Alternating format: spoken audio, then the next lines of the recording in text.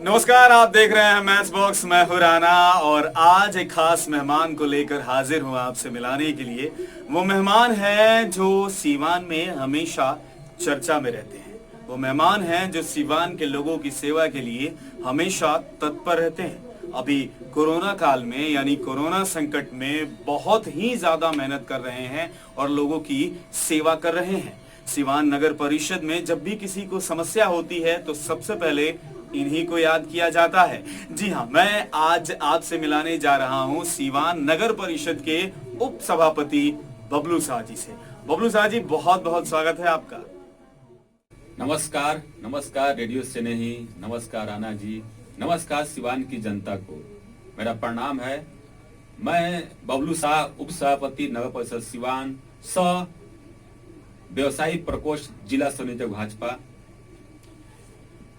बबलू शाह जी के बारे में बता दूं कि बबलू शाह जी नगर सभापति हैं, साथ ही भाजपा के व्यवसायिक प्रकोष्ठ के जिला संयोजक हैं और जिला संयोजक दूसरी बार बने हैं। इससे पहले भी रह चुके हैं और अभी भी हैं। युवाओं में काफी पकड़ है और इसी सीवान शहर के रहने वाले हैं। जो आपका मोहल्ला है बबलू जी, वो मोहल्ला बताइए, वो मोहल्ला कौन सा है?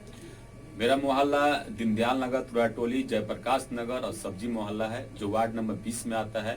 वो व्यवसायी के लिए हब है। वहाँ सब्जी मंडी है, फल मंडी है, मछली बाजार है, जो नगर परिषद लेके बहुत ही टफ होता है। वहाँ पे सफाई कराना, वहाँ प्रतिदिन मिनिमम 4 से 5 टाली सिर्फ कूड़ा निकलता है, जो हमारे देख रेख में सब कार्य होते हैं और आगे भी हम लोग कार्य कराएंगे, कराते रहते हैं। आपके बारे में हम हमेशा सुनते हैं और हमेशा सोशल मीडिया पर आए दिन आपकी चर्चा होती रहती है। अगर हम सवालों की बात करें उससे पहले एक छोटा सा परिचय आपका जानना चाहेंगे, क्योंकि हमारे जो श्रोता हैं या जो हमारे दर्शक हैं वो देख रहे हैं, तो ऑफ कोर्स वो जिससे मिलते हैं उसके बारे में जानना चाहते हैं कि आखिर बबलू जी हैं तो बबलू जी कहाँ के रहने वाले हैं, क्या करके आए हैं। तो आपकी जो शुरुआती शिक्षा दीक्षा है, पढ़ाई लिखाई है, वो कहाँ से संपन्न हुई है? मेरी 1 से लेकर 5 तक प्राइवेट स्कूल में पढ़े हैं और 6 से लेकर 8 तक जेपी चौक स्थित मिडिल स्कूल जो है वहाँ मेरी शिक्षा हुई है। और मेरा 8, 9, 10 बीएमएचई जो हाई स्कूल है जो मोहद्दबन है वहाँ मेरी शिक्षा हुई है। और इंटर मैं डीएवी कॉलेज से किया हुआ हूँ और आगे की पढ़ाई ग्रेजुएशन कंप्लीट किया महाराजगंज से, छपरा यूनिवर्सिटी से। और मैं पहले बजरंग दल का नगर संयोजक हुआ करता था और 2006 में संघ से भी जुड़ा हुआ हूं।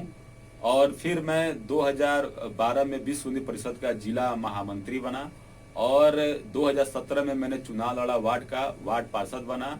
उसके बाद मैंने उप सभापति का चुनाव लड़ा और उप सभापति का पद जीता। और लगातार मैं संघ और बीजेपी से बाल्य अवस्था से जुड़ा हुआ हूँ, लगातार कार्य करता रहा हूँ। और बीजेपी ने लगातार मुझे दूसरी बार व्यवसायी प्रकोष्ठ का जिला संयोजक बनाया हुआ है और मैं निरंतर बीजेपी के लिए कार्य करता रहता हूं। आपसे पहले आपके परिवार में भी कोई शायद वार्ड सदस्य था? 2007 में महिला सीट होने के नाते मैं अपने भाभी संगीता देवी को चुनाव लड़ाया था, वो भी मैंने चुनाव जीता। 2012 में भी महिला सीट था, उसको भी मैंने अपने भाभी संगीता देवी को चुनाव लड़ाया, वो भी मैंने चुनाव जीता। हाँ, तो यानी कि मतलब तीसरा टर्म है आपका, इनडायरेक्ट आपका तीसरा टर्म है। इनडायरेक्ट मेरा तीसरा टर्म है। हाँ, तो तीसरा टर्म है और नगर के उप सभापति हैं आप। अभी जब कोरोना जैसी वैश्विक महामारी है और कोरोना महामारी में शहरों में जो स्थिति है, जो माहौल बना था या जो काम था, जो दायित्व था, वो नगर परिषद का ज्यादा बढ़ गया था। तो नगर परिषद ने कोरोना जैसी वैश्विक महामारी में अभी तक क्या क्या कार्य किया है? मैं रेडियो से नहीं के माध्यम से सिवान शहरवासी, सिवान जिलावासी को मैं एक विनम्र निवेदन करके छोटी सी बात बताना चाहता हूँ। ये कोरोना जैसी महामारी जो पूरी विश्व की वैश्विक महामारी बन चुकी है, इस महामारी में अमेरिका जैसे देश घुटनों के बल आ चुके हैं। फिर भी हमारे देश के तेजस्वी प्रधानमंत्री ने अपने भारत देश को बचा कर रखा है।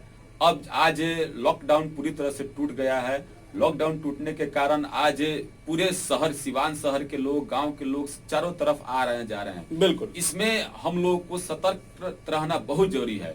इसलिए मैं अपने सिवान नगरवासी और सिवान जिलावासी से विनम्र निवेदन करता हूँ, हाथ जोड़ से प्रार्थना करता हूँ कि आप कहीं भी जाएं, सोशल डिस्टेंसिंग का पालन करें और मास्क पहनकर घर से निकले, क्योंकि सुरक्षा ही आपका बचाव है। सुरक्षा नहीं होगा तो ये बचाव नहीं हो पाएगा।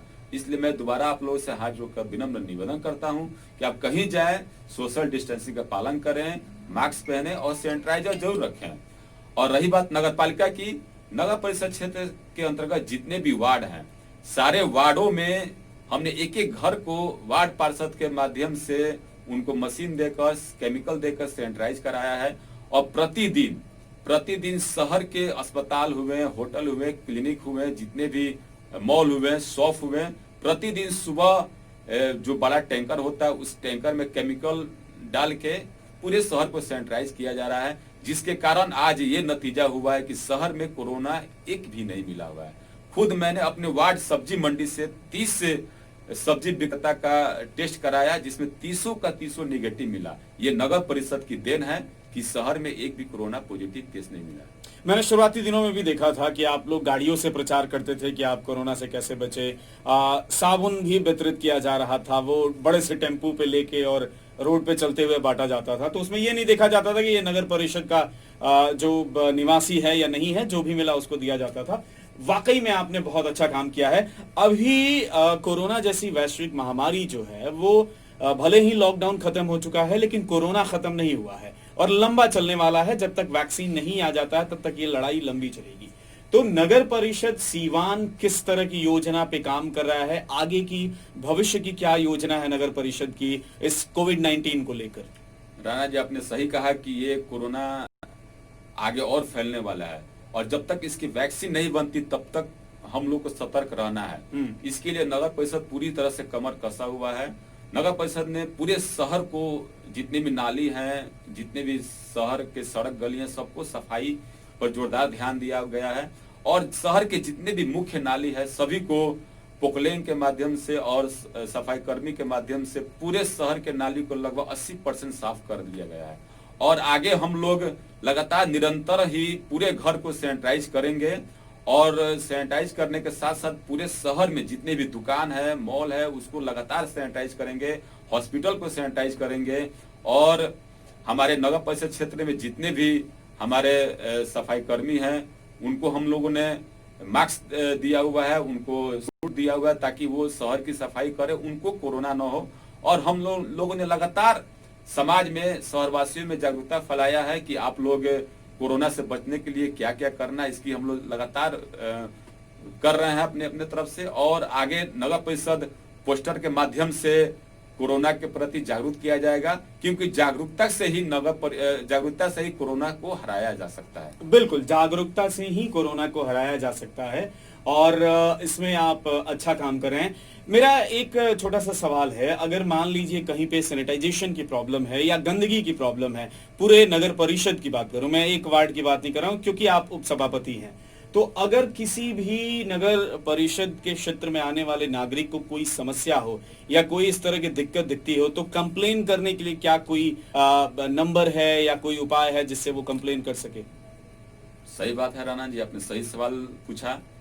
अगर शहरवासी जिस वार्ड में रहते हैं और उस वार्ड में सफाई नहीं होती हो या सैनिटाइज नहीं हुआ हो तो सबसे पहले वो अपने वार्ड पार्षद से भेंट करेंगे, क्योंकि वार्ड पार्षद के घर पे केमिकल और मशीन दिया जा चुका है। अगर केमिकल घटती है तो स्वतः वार्ड पार्षद नगर परिषद से ले लेंगे। और इसके बाद अगर जैसे मार्केट है, कॉम्प्लेक्स है, कोई क्लिनिक है, कोई दुकान है, इसको सैनिटाइज करना हो तो नगर परिषद में आकर मेरे से भेंट कर सकते हैं, चेयरमैन से भेंट कर सकते हैं, स्कूटी से भेंट कर सकते हैं। आवेदन देकर आप हमें से मुलाकात करिए और मुलाकात करिएगा तो हम वहां जाकर सैनिटाइज करा देंगे। जी, एक सवाल और, जैसा कि सुनने को मिल रहा है कि अभी नगर परिषद जो है वो नगर निगम में तब्दील होने वाला है। देखिए, ये बहुत ही खुशी की बात है, खासकर सिवान वासियों के लिए खुशी की बात है कि हो सकता है कि 2 से 3 महीने में नगर परिषद नगर निगम हो जाएगा और इसकी 2010 के जनगणना के अनुसार ये नगर निगम का प्रस्ताव भेजा जा चुका है। जिस दिन कैबिनेट बैठेगी उस दिन ये प्रस्ताव पास होगी और नगर निगम सिवान नगर निगम हो जाएगा। इसमें सिवान क्षेत्र, नगर क्षेत्र के जो 24 सटे हुए गांव हैं वो सभी गांव आएंगे, जैसे पकड़ी बंगाली, बिंदुसार, भादा, बैसाखी, टाड़वा, ये जितने नगर परिषद क्षेत्र में जो सटे हुए गांव है, 24 गांव, ये सभी नगर परिषद क्षेत्र में आ जाएंगे। 2010 के जनगणना के अनुसार इसकी संख्या 2,08,000 हो गई है, और जहां 2,08,000 जनसंख्या हो जाता है वो क्षेत्र नगर निगम हो जाता है। अच्छा, बिल्कुल, बहुत। और ये सीवान के लिए मुझे लगता है कि इससे बड़ी खुशी की बात नहीं होगी। जब नगर निगम हो जाएगा तो व्यवस्थाएं बदल जाएंगी, सुविधाएं बढ़ जाएंगी और सीवान खूबसूरत सीवान हो जाएगा। अब आते हैं व्यक्तिगत स्तर की, अगर हम बात करें, ये तो नगर परिषद की बात थी। व्यक्तिगत स्तर पर भी सोशल मीडिया पर आए दिन मैं देखता था कि आप फूड डिस्ट्रीब्यूट करते थे, खाने की सामान, राहत सामग्री वगैरह बांटते थे। तो आपने इस कोरोना काल में अभी तक क्या क्या किया है अपने स्तर से? जब से हमारे देश के तेजस्वी प्रधानमंत्री नरेंद्र मोदी जी ने लॉकडाउन का ऐलान किया है, जिस दिन एक दिन का लॉकडाउन था उस दिन मैं और हमारी टीम ने गाड़ी व्यवस्था करके सारे शहर में घूमा और उनको साबुन दिए और बताया कि भाई एक दिन का लॉकडाउन है, नरेंद्र मोदी जी की बातों का ध्यान रखा है। उस दिन भी हम लोग साबुन बांटा, सैनिटाइज बांटा, और जब से लगातार 3 बार लॉकडाउन लग चुका है माननीय प्रधानमंत्री और बिहार सरकार के द्वारा। और लॉकडाउन में समस्या बहुत आती है, बहुत से गरीब परिवार हैं जिनका रोजगार छीन गया है, जिनको कोई काम नहीं मिल पाता है। ऐसे बेरोजगार परिवारों को, गरीब परिवारों को हम लोगों ने सूची बनाया और लगातार 30 दिनों तक प्रतिदिन 20, 30, 50 परिवारों को मिलकर उन्हें चावल, दाल, आटा, साबुन, सैनिटाइजर और मसाले, ये सब चीज लगातार हम लोग 30 से 38 दिनों तक लगातार हम लोगों ने किया, ताकि समाज में कोई भी गरीब परिवार भूखा नहीं सोए।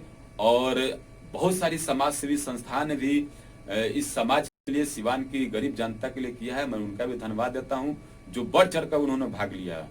ये सीवान की जनता और समाज सेवी का बड़ा दिल है, जो आज तक एक भी भूखा परिवार सीवान नगर और जिला में नहीं सोया।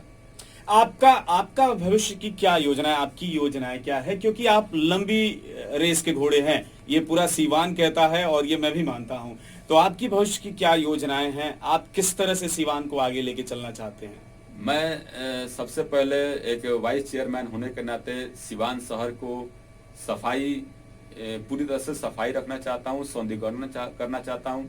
इस बार जो मानसून आ रहा है, मैं कोशिश करूंगा कि इस बार शहर में कहीं भी पानी नहीं लगे, क्योंकि आए दिन बहुत ज्यादा जब बरसात होती है तो शहर में पानी लग जाता है। मैं कोशिश करूंगा कि इस बार पानी न लगे, ये योजना आगे की है। और मेरे स्तर से मैंने एक अपने टीम के साथ एक प्लान बनाया हुआ है, क्योंकि अब लोग काम कर रहे हैं, काम पे जा रहे हैं, और हम लोगों ने प्लान बनाया कि प्रत्येक परिवार को 4 मास्क और 1 सैनिटाइज बांटने का प्लान बनाया है। हो सकता है कि बहुत जल्द ये कार्यक्रम शुरू करेंगे लोग, हर एक घर पे जाके, शहर के आसपास गांव, जो गांव का क्षेत्र है, वहां जाके प्रत्येक परिवार को 4 मास्क और 1 सैनिटाइज देने का हम लोग आगे कार्यक्रम बनाए हैं, ताकि लोग घर से बाहर निकले तो कम से कम मास्क लगा कर निकले, जिससे जागरूकता भी होगी और लोग अपना बचाव भी करेंगे। नगर परिषद के वाइस चेयरमैन हैं आप, उपसभापति हैं, और अभी जब कोरोना जैसी वैश्विक महामारी आई है तो पलायन का दौर हुआ है, और बहुत सारे लोग हैं जो हमारे भाई जो दूसरे प्रदेशों में नौकरी करते थे, वो छोड़ छोड़कर यहाँ आ चुके हैं, गांव में आ गए हैं या शहर में भी आ गए हैं, घर पे बैठे हैं। अब बात चल रही है स्वरोजगार की, रोजगार में, बिहार में रोजगार की बात हो रही है, आत्म स्वावलंबन की बात हो रही है। तो क्या नगर परिषद के पास इस तरह की कोई योजना है कि वो यहाँ के लोगों को यही रोजगार दिलवा सके या रोजगार लगाने में किसी प्रकार की मदद कर सके? इसके तहत हम लोग नगर परिषद की तरफ से एक अभियान छेड़ रहे हैं लोग, जहां नगर परिषद क्षेत्र की खाली जगह है वहां पे हम लोग वेंडिंग जोन का निर्माण कर रहे हैं। लगभग 10 स्थानों का चयन किया जा चुका है, और जिसमें से सारे स्थान इसका प्रस्ताव बनाकर हम लोग क्लियर कर चुके हैं लोग, ताकि अगर वेंडिंग जोन बनेगी तो जो गांव से, जो दिल्ली से, मुंबई से, जो बाहर से इस सीवान शहर में आए हुए हैं, उनको ठेला लगाना हो, रेहड़ी लगाना हो या कोई खुदरा व्यापार करना हो तो उनको जगह मिल सके। इसी के सिलसिले में हम लोगों ने 1000 वेंडिंग जोन बनाने का प्रस्ताव पास किया हुआ है, और हो सकता है कि दिसंबर तक या नवंबर तक 1000 वेंडिंग जोन बनकर तैयार हो जाएगा, ताकि जो लोग बाहर से आए हैं, जो काम करना चाहते हैं, तो वो अपना ठेला लगाकर, रेल लगाकर कुछ कमा सके और अपना पेट का, अपने परिवार का पालन पोषण कर सके। आए दिन सोशल मीडिया पर देखता हूं आपके जो समर्थक है या जो आपके चाहने वाले हैं वो आपकी चर्चा करते हैं कि बबलू शाह जी को विधायक होना चाहिए और उनको विधानसभा का चुनाव लड़ना चाहिए। अभी भी मैं देख रहा हूं कई दिनों से जोर से ये चर्चा हो रही है कि आप नगर का जो सीट है विधानसभा का उससे चुनाव लड़े, जबकि आप भाजपा में ऑलरेडी हैं और कई सालों से आप मेहनत कर रहे हैं। क्या इस बात में कितनी सच्चाई है? क्या आप चुनाव लड़ने की तैयारी कर रहे हैं? भाजपा एक कार्यकर्ताओं की पार्टी है और मैं राष्ट्रीय स्वयं संघ का एक कार्यकर्ता भी हूं और भारतीय जनता पार्टी का भी कार्यकर्ता हूं। और भाजपा एक ऐसी पार्टी है जो सिर्फ और सिर्फ कार्यकर्ताओं की पार्टी है। वो जो कार्यकर्ता दिल से काम करता है वो उसको भाजपा कुछ ना कुछ देती है और एक एक कार्यकर्ताओं में ये दम रहता है कि अगर पार्टी उसको कहीं से भी टिकट दे तो वो जीत कर दिखाएगा। अगर पार्टी हम पे विश्वास जताती है, हमें टिकट देती है, तो मैं जरूर पार्टी का मान सम्मान करूंगा और कोशिश करूंगा कि ये सीट मैं जीत कर भाजपा के हाथों में दूं। मैं पार्टी जिस तरह निर्णय लेगी पार्टी के साथ हूं। भारतीय जनता पार्टी का मैं सच्चा सिपाही हूं और हमेशा भारतीय जनता पार्टी के साथ रहूंगा। बिल्कुल।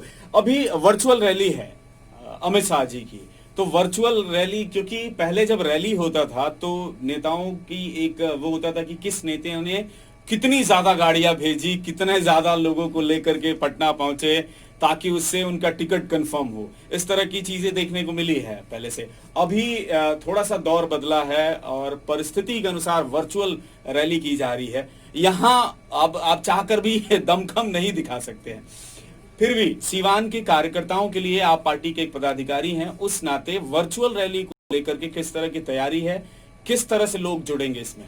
मैं सबसे पहले सीवान की जनता से हाथ जोड़कर विनम्र निवेदन करूंगा कि हमारे देश के गृह मंत्री, तेजस्वी गृह मंत्री श्री अमित शाह जी का वर्चुअल रैली आज शाम 4 बजे होने जा रहा है। आप सभी को लिंक के माध्यम से यूट्यूब और फेसबुक पर उनका लाइव टेलीकास्ट दे सकते हैं और मैं कोशिश करूंगा कि आप ज्यादा से ज्यादा देखें। इसके लिए हम लोग की तरफ से, नगर टीम के तरफ से सीवान शहर में 10 जगह पे टीवी लगाया जा रहा है और उसको यूट्यूब से कनेक्ट कर दिखाया जा रहा है। जैसे सही सराय, Shanti Vat bridge, ward number 2, Maleshwari चौक, रामराज मोड़, ऐसे करके 10 जगह हम लोगों ने कार्यक्रम सेट किया हुआ है। और सारे कार्यक्रम को देखने के लिए हमारे बूथ स्तर के जो कार्यकर्ता हैं, जो बीजेपी के कार्यकर्ता हैं, जो बीजेपी के सपोर्टर हैं, सबको व्हाट्सएप के माध्यम से, फेसबुक के माध्यम से संदेश दिया जा चुका है कि आप माननीय गृह मंत्री जी का वर्चुअल रैली सुने और इसका लाभ ले, क्योंकि बहुत ही लाभ वाले चीज हमारे गृह मंत्री बताएंगे ताकि हम कोरोना में कैसे क्या करेंगे, लोग हमारे कार्यकर्ताओं लोग को क्या करना है, ये सारी जानकारी हमारे अमित शाह जी के माध्यम से मिलने वाली है। अभी एक सवाल और बस, अभी इलेक्शन की डेट अनाउंस हो चुके हैं, चुनाव जो इलेक्शन कमीशन है उसने अनाउंस कर दिया है और अभी कोरोना का कहर है, खत्म नहीं हुआ है, आगे की हम नहीं जानते हैं खत्म होगा या और ज्यादा प्रसार होने वाला है। ऐसी परिस्थिति में चुनाव होगा और नेताओं की रैली होगी, नेताओं की दौरा होगा, कितना मुश्किल होगा एक नेता के लिए इसको करना, एक कार्यकर्ता के लिए इस कोरोना जैसी वैश्विक महामारी में चुनाव को संपन्न कराना? इस कोरोना जैसी महामारी में एक ऐसी ये बीमारी है कि दुनिया के सभी बीमारियों से टॉप बीमारी है। एक छुआछूत की बीमारी हो चुकी है। कोई हमारे सामने खांसता है तो हमको डर लगता है कि हमें कोरोना ना हो जाए। ये बहुत ही टॉप चुनाव होगा, खासकर कार्यकर्ताओं के लिए और उच्च नेतृत्व के नेताओं के लिए, क्योंकि उनको जगह जाना पड़ेगा तो कौन सा कार्यकर्ता क्या है, कौन सा जनता को क्या हुआ, कोई नहीं जानता है। अगर थोड़ा सा टच हुआ तो कोरोना पॉजिटिव होने का शक रहता है। ये बहुत टफ काम है, फिर भी हम भाजपा के कार्यकर्ताओं में जोश है, उमंग है और हम सोशल डिस्टेंसिंग का पालन करते हुए हम लोग प्रचार प्रसार करेंगे और निश्चित तौर पर बीजेपी की सरकार, एनडीए की सरकार बिहार में बनेगी। चलिए, बिल्कुल आपको शुभकामना है हमारी कि आप अपने मकसद में कामयाब हो, जनता का आपको सपोर्ट मिले। बबलू शाह जी, आपने ये कीमती समय निकाला और हमारे श्रोताओं के साथ बातचीत की और अपने सारे मकसद को, अपने मूल्यों को, उद्देश्यों को आपने बताया। बहुत बहुत धन्यवाद आपको। बहुत बहुत धन्यवाद रेडियो सुने जी का, राणा जी का। लगातार आप लोग के माध्यम से, आपके रेडियो सुने के माध्यम से सिवान की जनता को आप लोगों ने जागरूक किया है और हमेशा बताया है कि इस कोरोना जैसे महामारी से कैसे बचना है। मैं सिवान की श्रोताओं से हाथ जोड़कर विनम्र निवेदन करूंगा कि आप सदैव हमेशा रेडियो सुने को सुने, क्योंकि इनमें तरह तरह के जानकारियां मिलती हैं, बहुत अच्छे देशभक्ति वाला गाना आते हैं और अपना आप लोग का मनोरंजन भी होता है और कोरोना से। तो बबलू शाह जी से बातचीत आपने सुनी। उम्मीद करता हूं कि इनके कामों को आप पसंद करते होंगे और उम्मीद करता हूं कि ये आज का इंटरव्यू भी आपको पसंद आया हो। अगर पसंद आया हो तो वीडियो को लाइक कीजिए, कमेंट कीजिए और ज्यादा से ज्यादा शेयर कीजिए। और मैच बॉक्स को अभी तक सब्सक्राइब नहीं किया है तो कर लीजिए ना।